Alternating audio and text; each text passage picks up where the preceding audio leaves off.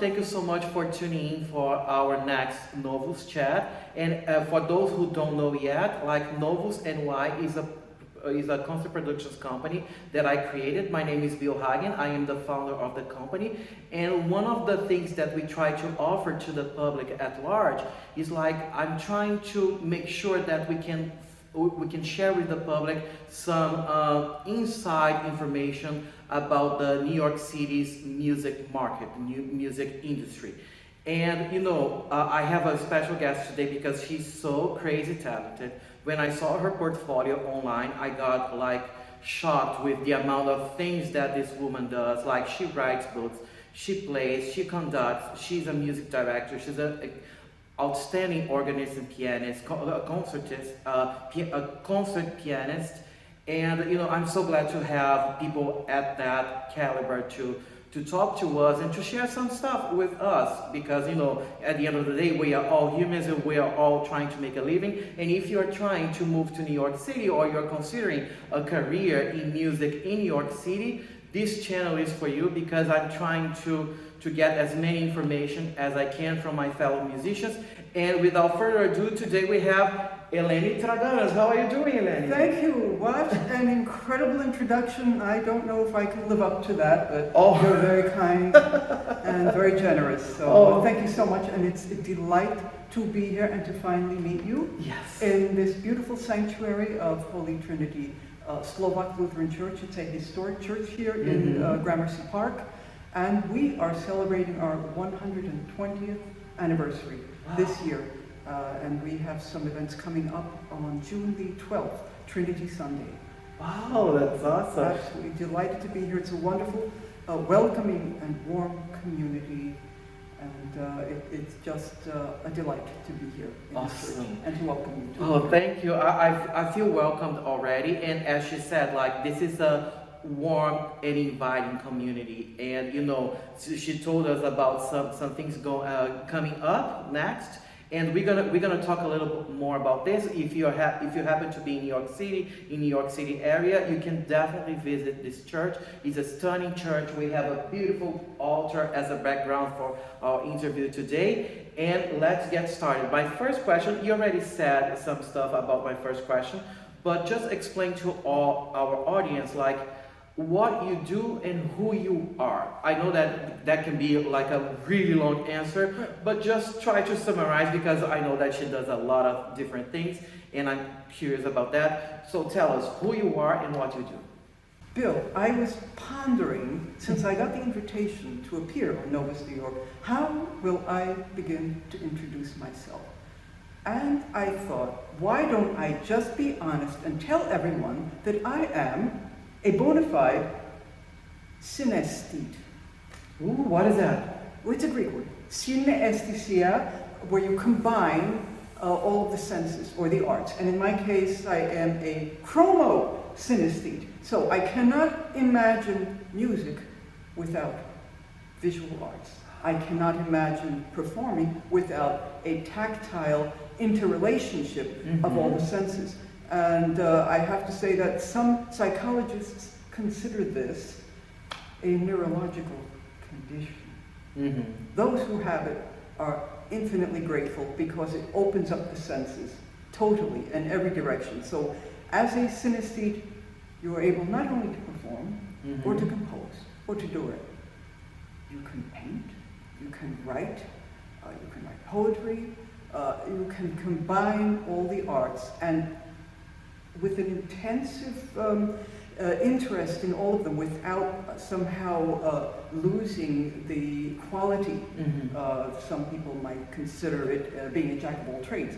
But when you apply yourself with incredible perseverance and focus, somehow you're combining all the arts. For instance, my novel, 12th House, it's not just words, it is an incredible visual compilation of all of the sensory images I got as a pianist and as a performer combined. Wow. My latest book is just out a couple of days ago on Amazon. This is called Shaded Pergola. It is available now on Amazon and all distributors. This is a prime example of combining my visual sense, also with musicality and poetry, as well as the visual arts. So it is a book that anyone, I'm sure, will enjoy. And it got some really good reviews. So I am a chromosynesthete. What is this? What does chromosynesthesia mean?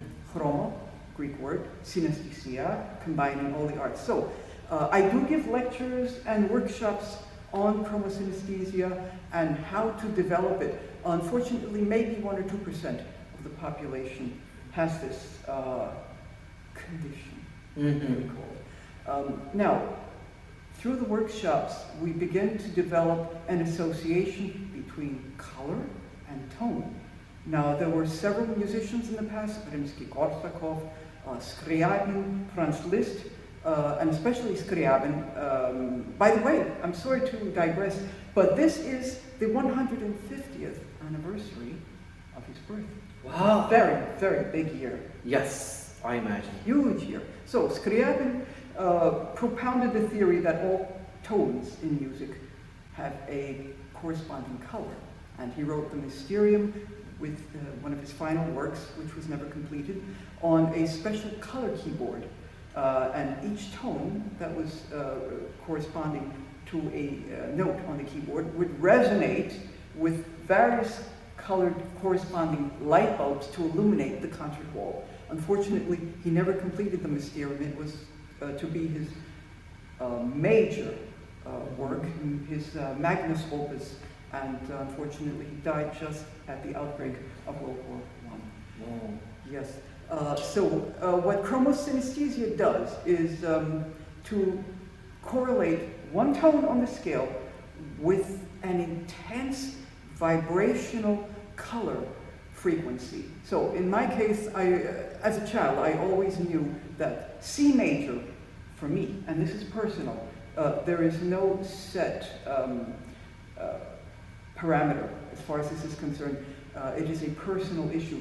But when you play the scale or the chord of C major, for me, it resonates with a blinding white light. Someone else, like Rimsky-Korsakov, might see a red color. For me, the color D major, and this is practically the same for most composers who have chromosynesthesia. The color D resonates with the brilliant, dazzling gold yellow color. That's so interesting. It is fascinating. It's an entirely different facet of musicianship that is often forgotten about. So we tend to just play notes. It's not about notes. It's not even about emotions. It's somehow being open to getting this flood of frequency. When you are touching your keyboard and performing music, you are opening up a vast portal of incredible frequencies that fill your aura when you're on stage, and in that case is thus transmitted to your audience. So you have to really be aware of what you are doing on stage, because it shows. This is so interesting. I'm sorry, I need to derail this interview because this hits so close to home. You don't know that story, but I'm gonna tell everybody that story that's related to what you just said about interchangeably, like color with sound and pitches and chords. You know, I got perfect pitch, and I just found out about the perfect pitch thing when at my first day at college, at music college. Because I didn't know anyone and I didn't know what perfect pitch was. I was assuming when I started to study keyboard and study voice, I assumed that everybody knows how a C sounds, how a D sounds, and they know. They know just by hearing, because that was my thing. Your assumption. But the thing is, I didn't know that it didn't work that way for most people. And when I got to my first day of college, like the ear training professor, ear training instructor gave us a dictation of a melody. And you know, and he was giving the A as a reference. Like for those who are not musicians, like we give the A. A is like the standard note for tuning an orchestra, or for, you know, when you are trying to dictate something to someone else, you give the A as a reference so people can find the starting pitch according to that A. And I was like, but why he's giving the A if he's playing a C? If the C is the first note of the dictation. But I kept it to myself because I didn't know anyone in the class. And then when everything was over and I wrote, like, on the first time that he played, I wrote everything. And I saw these people like, doing all of those stuff and trying to write. And it took them 15 minutes to figure out. And I was like, something is wrong, because I know that I'm not a good instrumentalist. I didn't focus my training on playing the piano. I know how to play some stuff, but I don't consider myself a pianist. And at the end of the class, they were like, oh, how did you make it so fast? How did you get it so fast? And I was like, oh, you guys don't know how a C sounds like? Of course not. Oh, you have perfect pitch. And I said, what is that? And oh, because you know the notes, but you don't, how can you be a musician if you don't know the notes? That was my level of concern, because I didn't know anything. And now talking about the color thing, when I tried, How old were you at that time? I was 20 years old. Great And revelation for you. yeah, it was like, oh my goodness, okay, so these people, like, they play the C major hundreds of times per day, and they cannot memorize without having a tuning fork or having a reference. I felt really weird, but I started to study about that, and my final work for getting a degree was about the perfect pitch, why some people have, why some people don't have. Of course, this is an old research. This was back in 2003, 2004, and by now I feel like scientists know a little bit more about that. But one thing that I felt that it's pretty personal, when I try to explain the perfect pitch thing, I see colors.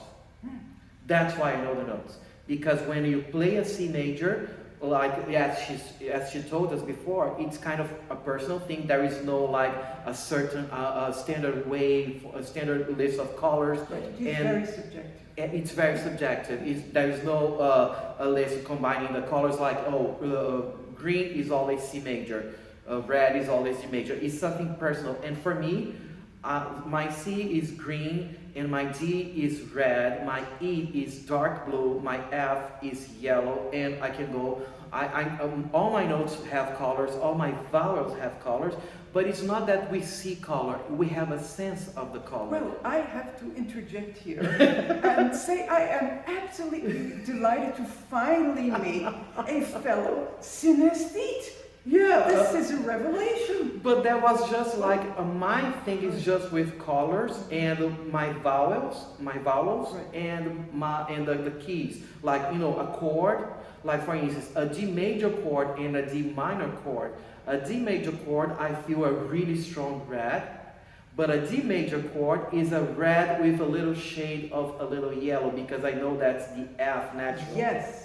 It's not the F Excellent. sharp. That is a great And I never. analogy, right? Yeah, and the thing is, it's about shading.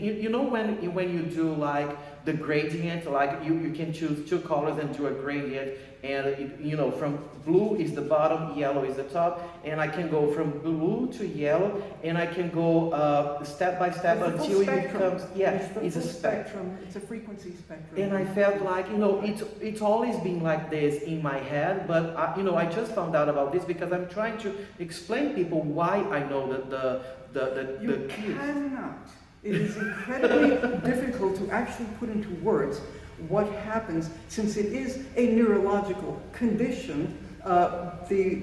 What happens within the brain of a synesthete is that all lobes of the cranium are fired at once, so that all of the sensory input doesn't just resonate with the musical part or the parietal lobe or the frontal cortex, which I believe controls visual arts. Everything, all the synapses, all the neurons are fired at once. And there are various degrees or various categories of synesthesia.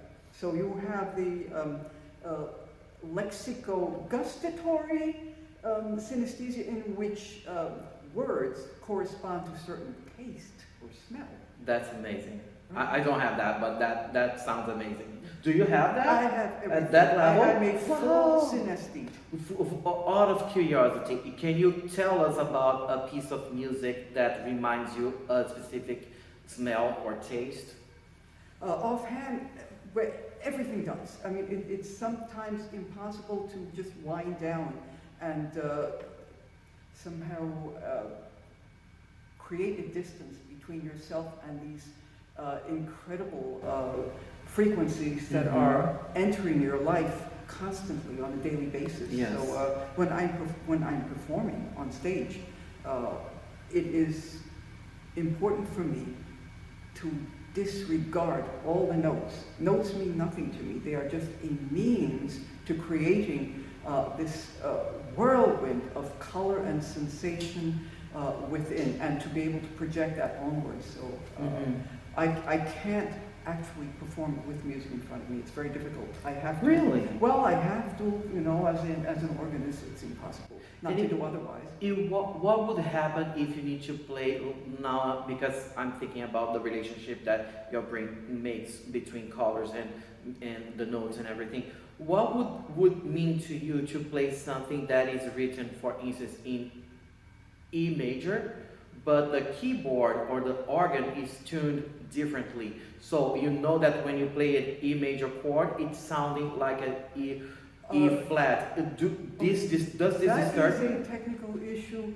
By the way, when we talk about the key of E major, Franz Liszt, when he was conducting his orchestra, asked his musicians to play a little more lavender. And that was his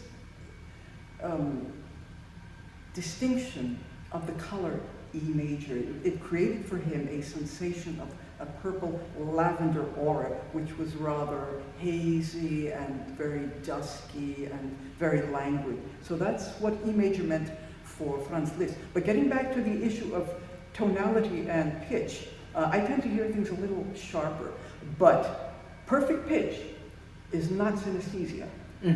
Someone like Alexander Scriabin, the prime example of a synesthete, did not have perfect pitch. But he did see an intense aura of colors. Everywhere he looked, he saw colors.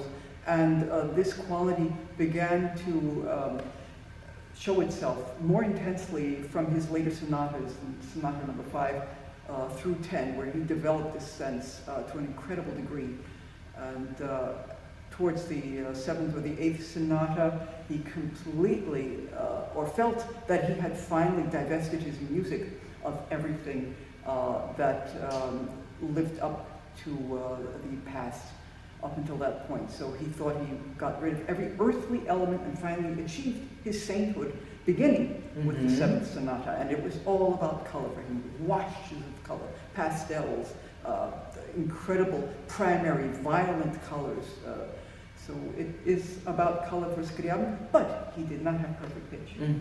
So I very rarely come across an instrument that is so badly tuned that an E would sound as an E flat. Oh, you're lucky. You're lucky on that. But it would upset me. Yeah, I understand. But do you have perfect pitch? No, I don't. I have a very good relative pitch, not perfect pitch. But for instance, when you hear a C major and you are already determined to do that for you, it has a certain color. Can you recognize that color without playing, just by listening? It's the entire context that creates a massive wash of colors. So if I'm playing a Mozart concerto, the concerto in F major, 459, one of my favorites, I see royal blue, more like a teal, royal colored blue throughout. The concerto in D minor, that is a very deep, dense, rich gold D color, and it's like an ochre stained with gold. It's very intense. When the middle movement, the romanza in B flat, now we're into the dark greenish teal color again. So, but do you see? It is something so set with me. So no matter what piece I play, and I have to say that the Russian pianists and the Russian composers for the piano whenever they wrote in the key of F sharp, I think universally all pianists, or at least Korsakov and Scriabin, felt that that key of F sharp major resonated to a brilliant, dazzling blue. This is what I felt automatically since a child, and I cannot shift or change my color chart. This color chart is just the way I personally and firmly experience every tone. That's amazing because it's personal to you and it's different from my color chart. And Exactly. as you're telling, like we cannot change our color charts. Like C major for me, it's always gonna be green, even if everybody in the world disagrees with or sees a different color. For me, it's green. It sounds like green. I know that's really hard to explain, but we are trying our best. We're trying our best. But you know who really responds to this concept? Children. Children under the age of 14 or 12. I've given a lot of workshops for teachers of children, and I'm trying to introduce to them this concept so that they can pass it on to their children as students and open them to the concept of color in their playing. And it works wonderfully, and the children are just amazed that they, some of them who are basically budding synesthetes, begin to play even with more expression and are far more into their music. That's amazing. That's so interesting. And this involves with meta-agogics, so to speak, and how to create the various, how can we put it, tools. And as a musician, as a pianist, we develop them through the use of color, and we apply that through agogics to our playing. I begin sometimes with these workshops with a color chart and have the attendees somehow correspond an emotion or a feeling to one of the primary colors, and then we move on to secondary and then tertiary colors until we have the full spectrum. And it works wonders in freeing them from the shackles of the printed score, which can be death to a performer. Yes, I agree.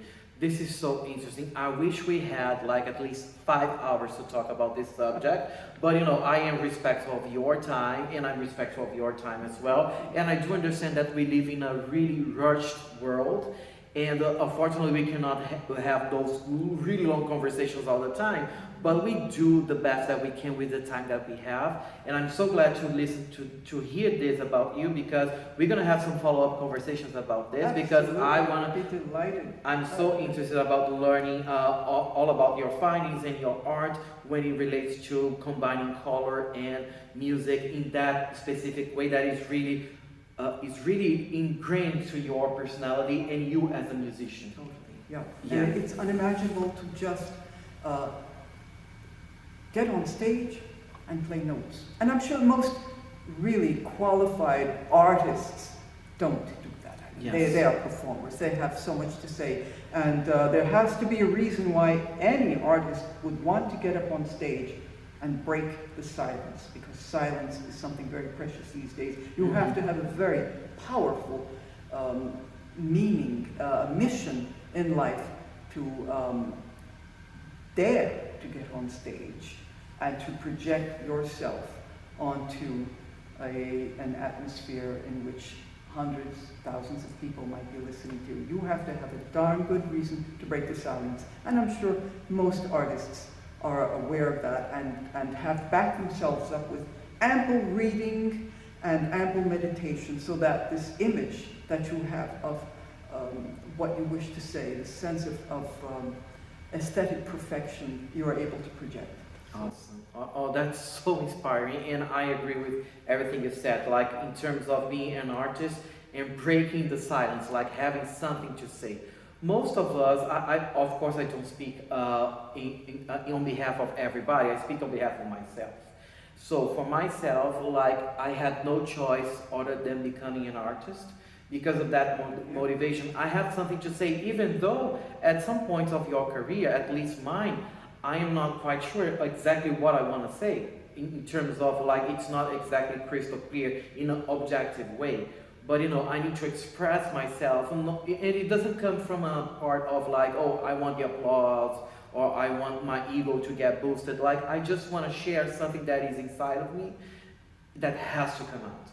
And I feel like my outlet is music, and I believe yours as well. Not only music, but visual arts and everything else that you do. Now, taking from that perspective, now I want to talk a little bit about your experience in New York City.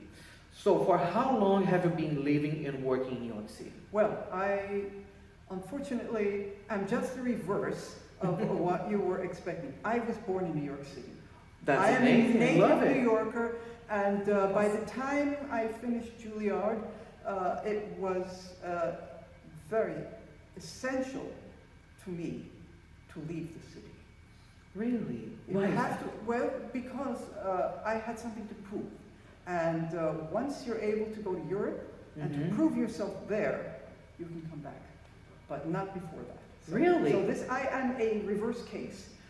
But that's amazing, because I love to hear more about that reverse perspective, Right. because most of us, like, because New York City is such a big city and it's a world city when it comes to people from all over the world living here, and most of my friends, they are from elsewhere and they come to New York City, and sometimes they stay, sometimes they go elsewhere, because again, as you said, like, they need to prove themselves. Like, for instance, when I came to New York City, I was trying to prove myself as an artist, because, you know, back in Brazil, I was good, like, you know, I had a career and everything, but, you know, I need something more. I need some validation, some career validation, and I found that in New York City. But since she is a New Yorker, a born and raised New Yorker, like, she's telling us, like, I never heard this perspective before, like going to Europe and then coming back, you know, other than proving yourself, like, how would you say that would be different for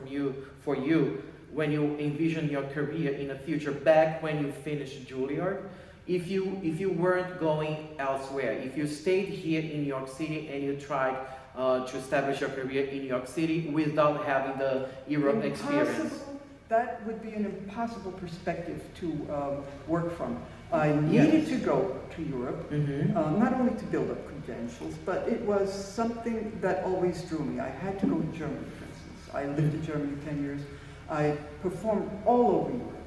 I went to Greece, and I taught in Greece. I performed all over Greece, through the aegis of the US State Department too, also in Germany and all of the European countries. It was incredibly important to experience Europe for me. And it would have been unimaginable to stay here and continue. I simply was drawn to Europe.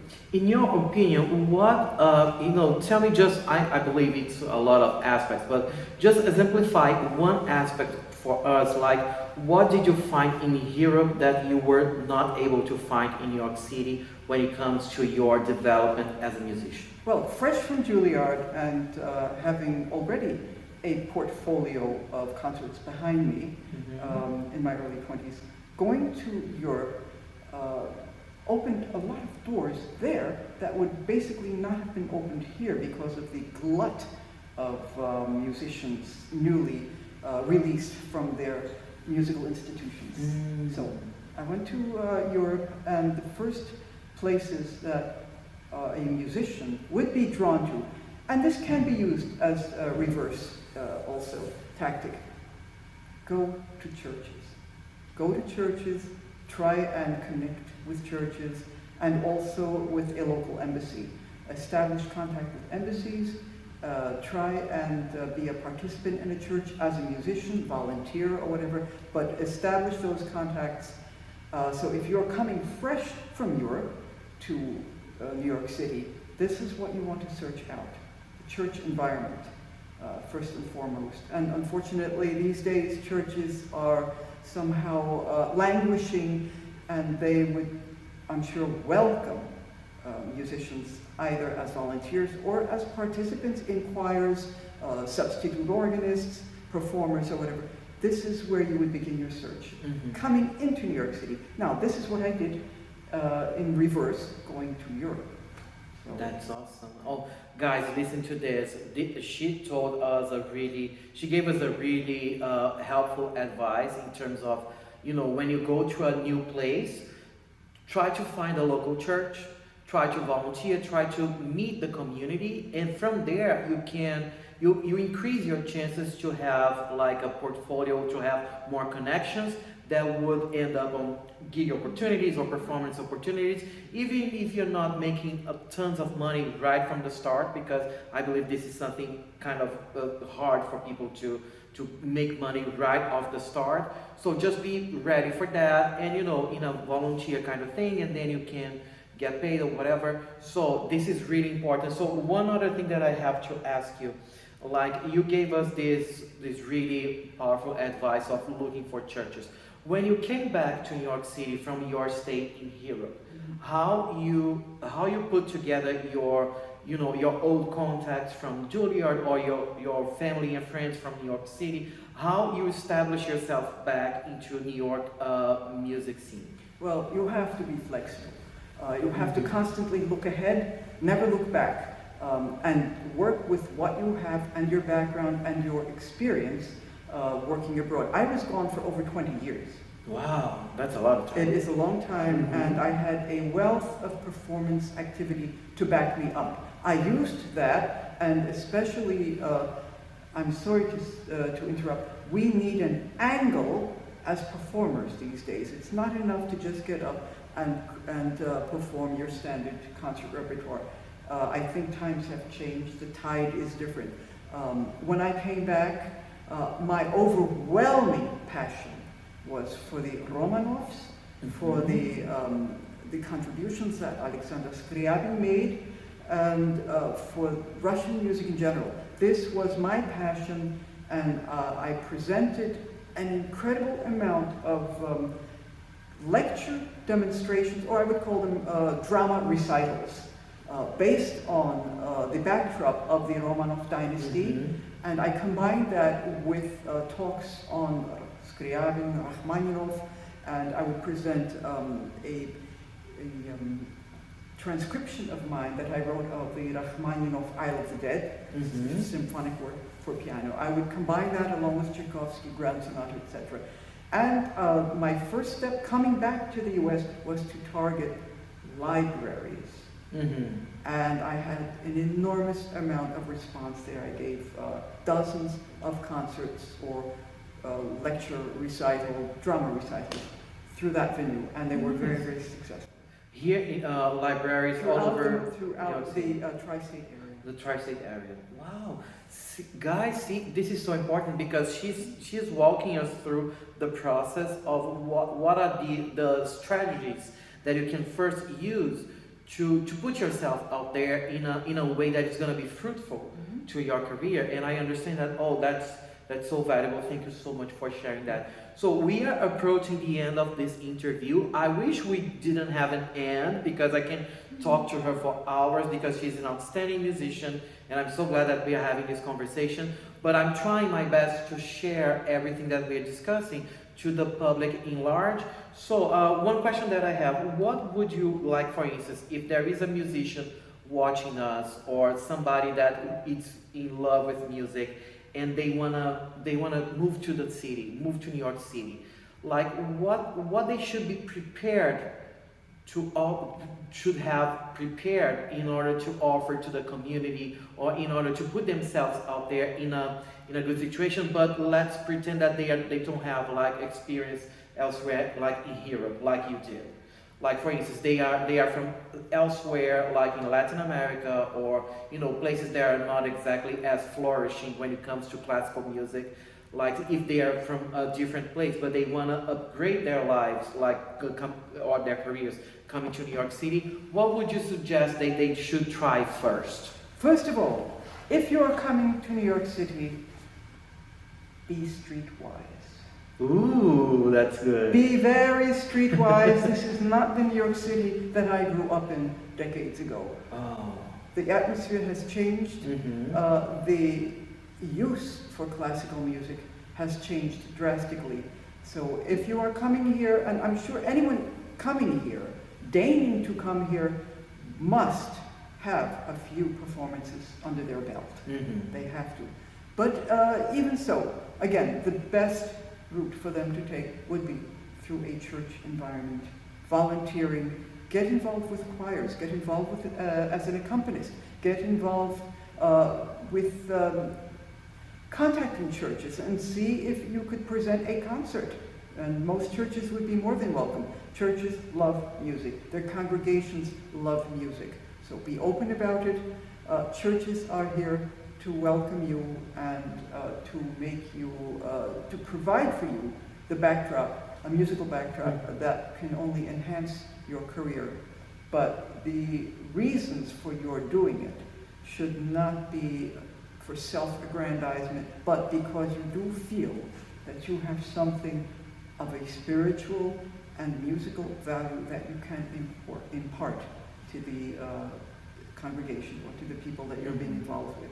That's amazing. That's amazing. Guys, listen to this. Like, go back and listen to this one more time and a couple of times because this is so important.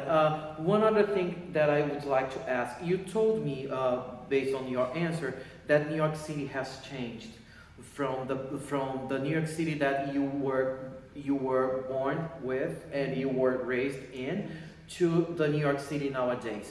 Tell us like one or two aspects that are really different from before to now, in your opinion. It doesn't have to be related to music itself, but you know about your experience in living here. What back then used to be one thing and now is different. How is it different? Well, back then, so long ago, I felt really privileged. I lived in a flourishing New York where streets were safe. We actually used to sleep outside in the backyard in our neighborhood. Wow. Doors wide open. There was safety there in family and in a neighborhood. And this was so, it was bucolic. It was a wonderful environment back then. And then gradually over the years, and especially when I came back from Europe and saw the difference. What year did you came back? I think in the 90s, so I'm 90s. here 20 years already. The difference was extreme. The level of crime rose up significantly. Music, there were still many opportunities for musicians when I came back. However, now even the musical atmosphere is starting to get, I can't say grim, it's not really grim, but the type of music that is gaining interest is changing drastically, I think. But classical music, if you are good at what you're doing, especially as a church musician, there will always be a future for you. That's awesome. That's awesome, guys. You know, I'm approaching the end of the interview. Eleni, thank you so much for your time. It was so interesting. I think I need a follow-up interview at some point. There's so much to talk about. So much to talk about. But you know, I'm glad that you guys stayed with us until the end. Just back taking from her words, like be street smart if you're considering coming to New York City.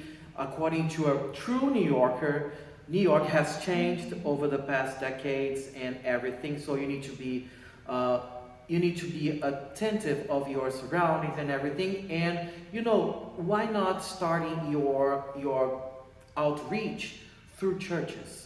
As she said, like churches love music, like people that go to churches, they love music. They appreciate what you do because they know that it's a serious job, it's a serious commitment. And if you have that, you are more than welcome to try it out here in New York City, but be street smart and be ready for the adventure. Eleni, is there anything else that you want to tell us, like upcoming projects and books and everything? Yes. If you need more information about my activities, upcoming events, books, music, compositions, artwork, concerts, you will find everything on my website. It's my name, EleniTraganas.com. Very good. EleniTraganas.com. I'm gonna post the link for her website on the comment section, and you're gonna be able to find Eleni's works. Like I browsed it through her website. She has a ton of very interesting works. And once again, thank you so much for being with us. It was a pleasure, and I am very, very grateful for your inviting me here. Of course. I hope that we can have some more chats, because this for me has also been very interesting, and I was delighted to welcome a fellow synesthete. Oh, thank you so much. Guys, thank you so much. See you next time. Bye-bye. No